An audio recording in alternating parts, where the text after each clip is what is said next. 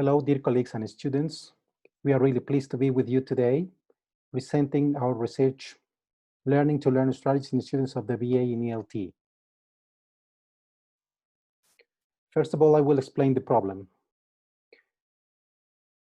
The program of the BA in ELT at the Benemérita Universidad Autónoma de Puebla establishes that students will attain a B2 level at the end of the program.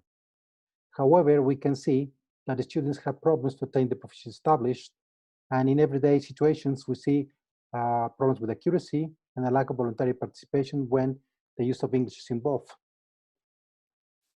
Actually, the number of students who attain the certification, at the B2 level is reduced. It obviously has to do with the development of autonomy and mainly the development of learning to learn strategies. Therefore, the purpose of this study is to understand the development of learning to learn strategies in students of the BA in ELT. The research questions are students aware of what it takes to attain certification levels? What prevents learners from developing learning to learn strategies?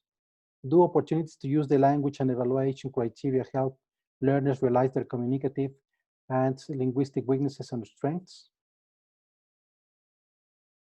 We adopted a qualitative approach, and the method used was phenomenology. Therefore, the development of learning to learn strategies is seen as a phenomenon. We use in-depth interviews, and for this we developed a semi-structured questionnaire which contained 34 questions which cover 5 dimensions: the background, goal setting, autonomy, self-assessment, and certification. The subjects were 6 students, at the last stages in the BA in English ELT. Their ages ranged between 21 and 25 years old. Now, Jonathan will continue with the presentation. Thank you. The Modelo Universitario Minerva is the response from Benemérita Universidad Autónoma de Puebla to the current challenges. It is based on 2 main paradigms, the humanism and the socio-cultural constructivism theory.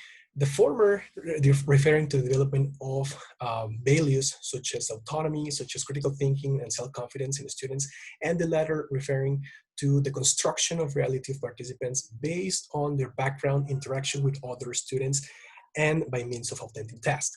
Also, at the same time, international trends such as the lifelong learning proposed by the United Nations of Education, Science, and Culture Organization has a huge impact in the development and modification of this program. Described by Jacques Delors, he defines that learning is a complete process which is not oriented just to a specific population nor to a specific period of time, but as a continuous development of competencies for all members of society and in all their lives, for all their lives. Next, please. So here we have curriculum defined by Braslavsky as a social contract, which which establishes the objectives. At the same time, it specifies that students should undergo certain experiences and practices, the conditions that make them take actions, develop decision making. And in our context of Facultad de Lenguas, students might face problems such as language problems, linguistic gaps, in which students should take actions to solve them. These emerging problems, they should also be evaluated. Each action that is accomplishing a assessment process, and at the same time will satisfy objectives and fulfill communicative competence. Next, please. Language awareness is a point which is important to emphasize. Awareness is described or defined by Jeffrey as understanding what's occurring around you. And language awareness refers to a conscious enrichment process in which students understand where they have to go and what it's necessary to do.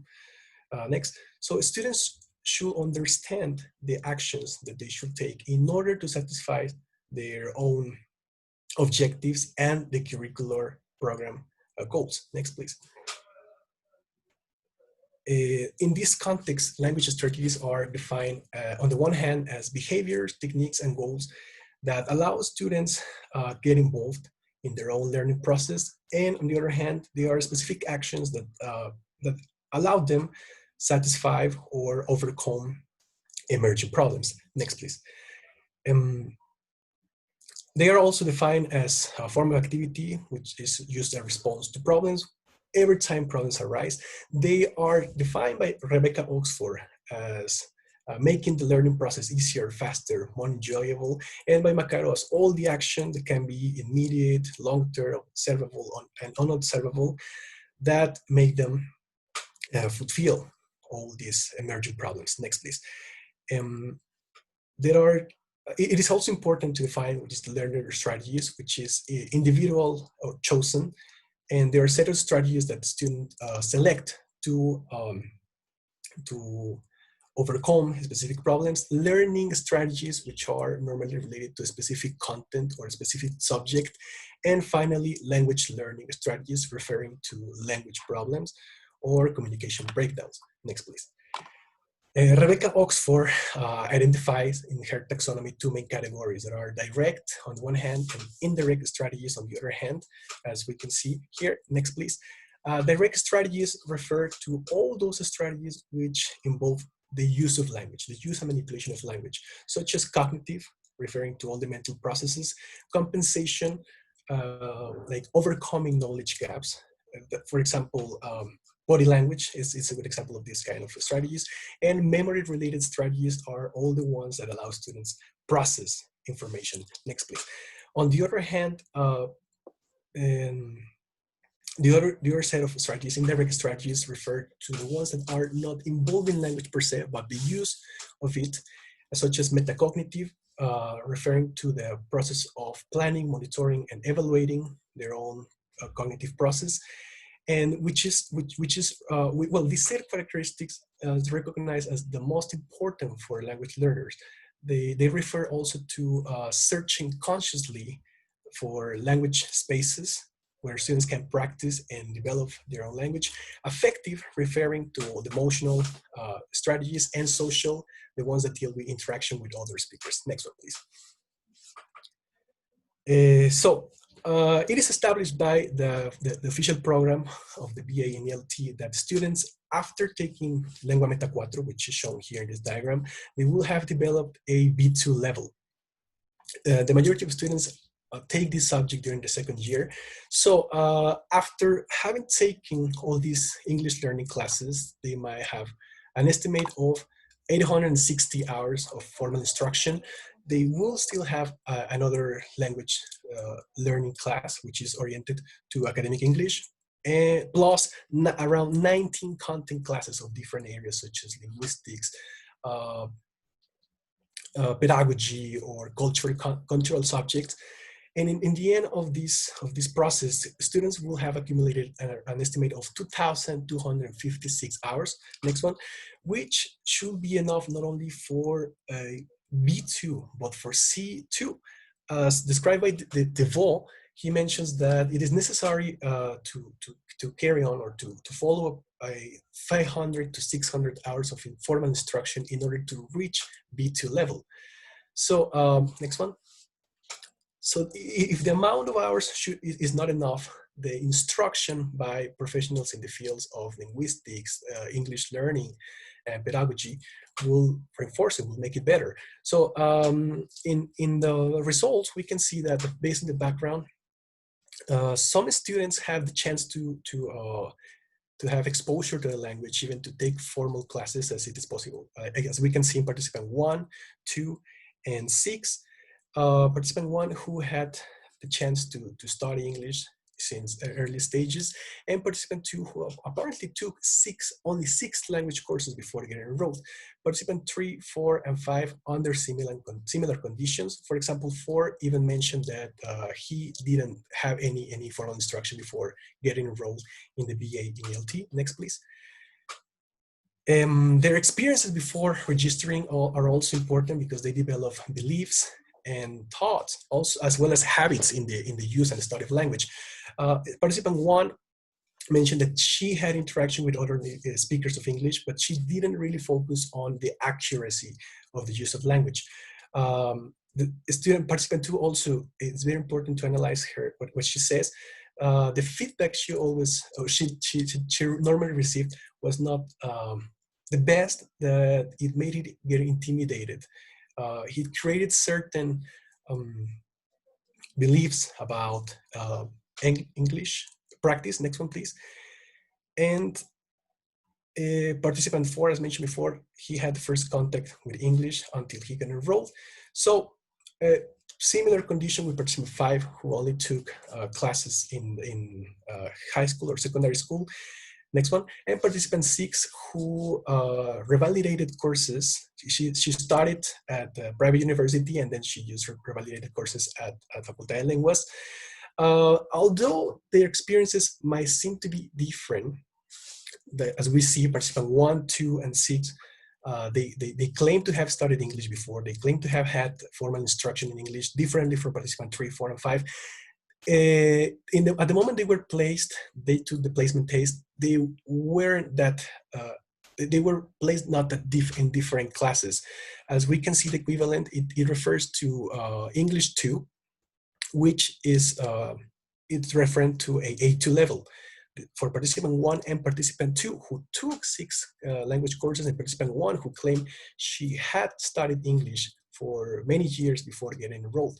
So the position was not that different from participants 3, 4, and 5, which were placed in the first class. Next one, please. About their goals before starting the VA, some of them mentioned that English was not their priority. Some of them picture themselves as an English teacher. Next one.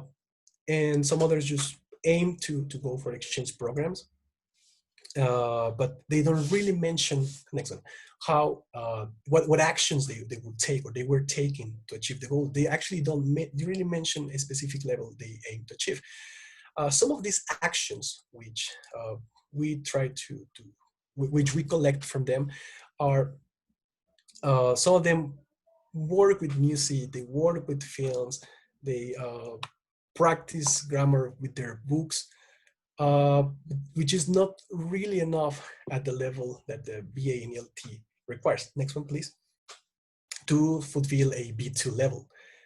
For example, participant 4, as also can be seen in participant 6, which she also mentioned that she had to take extra courses to reinforce the level. Next, please. Participant 5 mentioned something similar. So regarding the level or how they prove their development of English, we can observe that any of them consider certification. Only one participant out of 6 attempted to present a certification in order to complete her studies abroad. The rest just base their level according to online tests, according to trainers or quasi-certifications. Next one, please. About their achievement, they also express they may feel unsatisfied. They feel they haven't achieved their goals they set at the beginning of the degree, or the ones that the BA in ELT demands. Next, please. And when we ask what is necessary for you to achieve this B2 level, they require more classes. They require more hours of instruction after the huge amount we mentioned, which is around 2,000 hours of formal instruction. Next, please. So many of them mentioned that university should create more courses for them to accomplish the B2 level, for them to achieve the certification. Conclusions about this of this research, we have found that at this point it's impossible to determine whether students understand or not the necessary actions they have to take in order to complete B2 level. Only 1 out of 6 seems to understand what they have to do. She is the only one who have already had a passed or taken a certification. So there is no evidence enough to demonstrate proficiency level in other students. Many of them just show their development based on online tests or not rigorous processes. Next one, please. The problem, the lack of rigorosity in the classes and the lack of a standard exam makes students do not recognize or employ efforts that accomplish the actual goal or the actual requirement from the BA in ELT.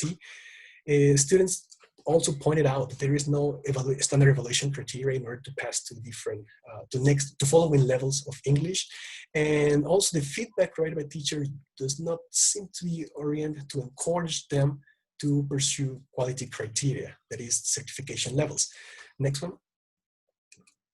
And finally, opportunities. The context should create opportunities for students to interact, to practice, and to understand, to become aware of their weaknesses and strengths. However, many participants claim that the majority of interaction, either inside or outside the classroom, it's only in Spanish. They tend to avoid interaction in English, and Spanish seems to be the way in which they interact either inside or outside the class. And they might not have enough opportunities to practice, to use a second language. Also, they might not have a standard level where to base their own. Next one.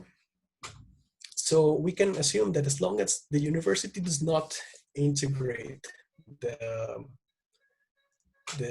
and standard certification, students might not recognize the necessary actions that they have to take in order to pursue international criteria and international goals, as well as their own goals. Let's also mention that certification can be a condition that allow them participate in exchange programs and in master's programs, but also it can be a limitation that might not let them be involved even in job opportunities in the future of these exchange programs. Well, that was our presentation. Okay, thank you very much. Thank you.